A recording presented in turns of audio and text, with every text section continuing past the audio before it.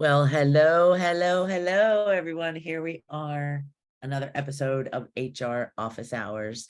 I am Sandy Zannino, and I'm here with my friend Brad deBeaubien. And today, Brad, how you doing today? I'm good. I'm excited about our topic for today. Yeah, it's a good one for me too, really, because it's something that I see. There's some so what we let me backtrack. What we want to talk about today is how to, or maybe sometimes it's easier to say how not to respond to an employee complaint. This legislative in Florida, especially this legislative period, has been really active.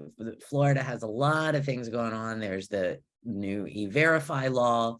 If you have 25 employees, by the way, you don't have your poster up and you're not set up with E-Verify, you should probably look into that. There it has been, we have things going on nationally with the NLRB, and the FTC is doing their little thing. Brad, we've talked about arbitration agreements. There's the new Pregnancy Worker Protection Fairness Act. Yeah, Pregnant Workers Fairness Act. That also needs a new a poster. So there's a lot of things for business owners and us HR folks to be paying attention to. And the way, I think when all these things happen sometimes, and don't forget that minimum wage in Florida is going to be, it's $11 right now. I think it's going up again in October. So you have to pay attention to all these things. And one of the things that I see always when I see a headline that says loss of profit, right? Whether it's $25,000 or $250,000, many times it's what I see is that the cause of that is because of the response to the initial complaint, right? So I've heard many things. So here's some ways not to respond, right? And I've heard this one personally in the middle of an investigation. And granted, this is this is in the car business. So it's the car business. So you have to have a thick skin, right? Or they were just joking. They didn't mean it that way. For example, if it's some kind of harassment or discrimination complaint. Brad, do you see some of those things too that happen? Yeah, and I certainly do. I think another of the challenges is and you alluded to this, Sandy, there are different things that are complained about, right? And different sources of complaint get different levels of attention and scrutiny, but there are also different types of complaints. And I think this gets overlooked a lot, or employers who are looking for answers or solutions kind of want to lump everything into a one size fits all. How do I deal with this? But I'm sure you see, this isn't my original thought. I got this from a Harvard Business Review article. But they sort of talked about 4 different types of complaints, right? There are productive complaints. And I think we're approaching this from the lens of how do we deal with productive complaints? Right. There are also venting complaints, right? You got the employee that's just sort of venting, but doesn't really have sort of a meritorious complaint or something that's actionable that we could do something with. You've got your chronic complainer, right? So here they are again. And then you've got malicious complaints, and you do see those from time to time too.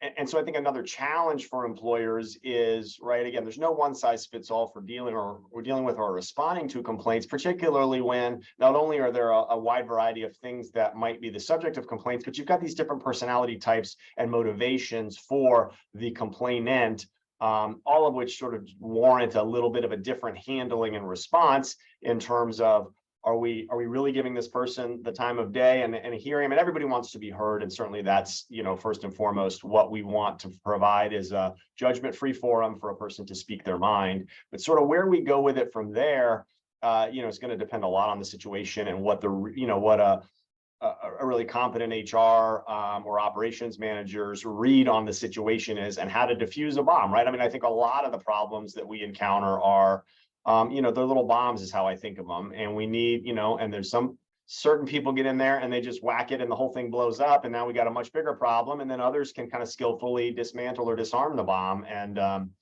you know, I like to think that that's what I help do. And I know you do as well, Sandy. So, You know, that diffusing the bomb is such, I love that. Like, you know, and especially that second type of complaint.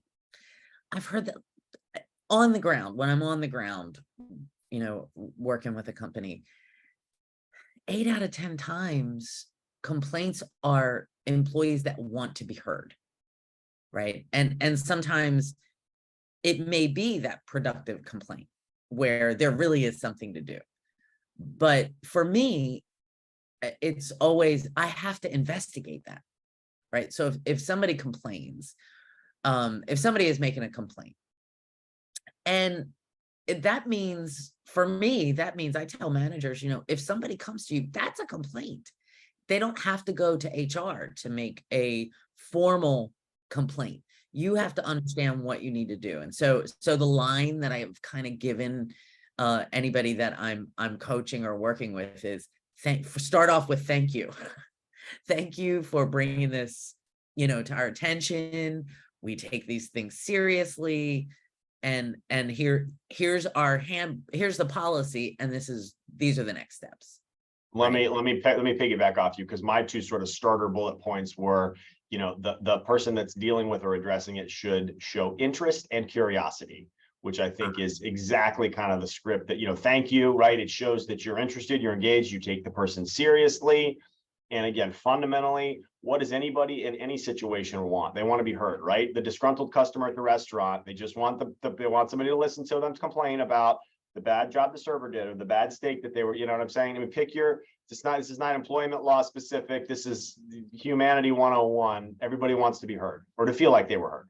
Yes, exactly. And one thing I also say, you know, unless you've been trained in how to do an investigation, which 9 out of 10 times managers, frontline managers really are not. Right. And I think as leaders, sometimes leaders and managers of people think that they need to have all the answers. So there have been times where, you know, a manager will say, I'll take care of it. I'll look into it, you know, and that's the response. And then weeks go by and but HR hasn't heard anything about it. And you know, and nothing happened. That's when things might be able to turn into that bomb. Yep. Right. So, you know, to always go to HR, and HR sometimes, you know, here comes the challenge that I see sometimes with my profession. I think that oftentimes HR is not trusted because it's a balance. Right? It's a balance between creating helping to create win-win-win understanding for me in HR. I've just always looked at it as customer service. I'm internal customer service. The company is my customer, my first customer. The managers are my customers, and the employees are my customers. Yep. Right? So it's a and it is a balance. So being objective and being able, you know, being able to be trusted by everybody can be a challenge. Yep. Right? And leadership has to grant that trust, where HR has to be brave too and says it's okay for you to tell me what I don't want to hear. Yep, exactly. You know, because sometimes we have to be the bearer of bad news. Absolutely. For everybody. Sometimes for everybody. I've done an investigation on a complaint where the complainant was in the wrong.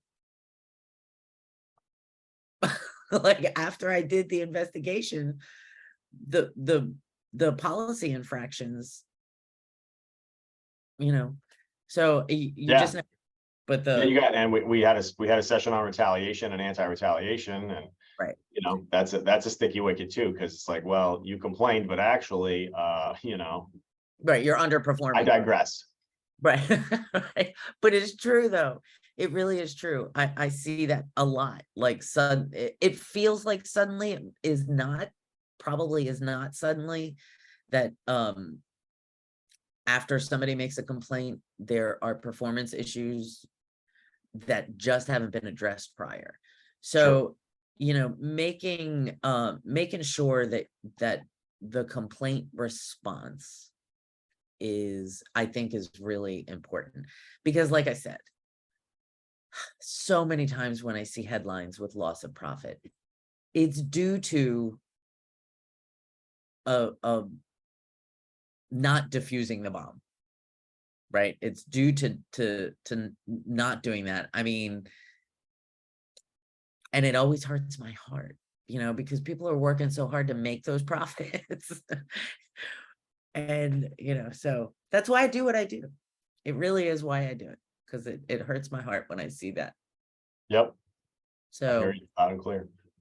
so Brad, we've got to sum all that up. I really love these four productive, because there's four types of complaints: productive complaints, the venting complaint, the chronic complainer, right? There's Every company's got one.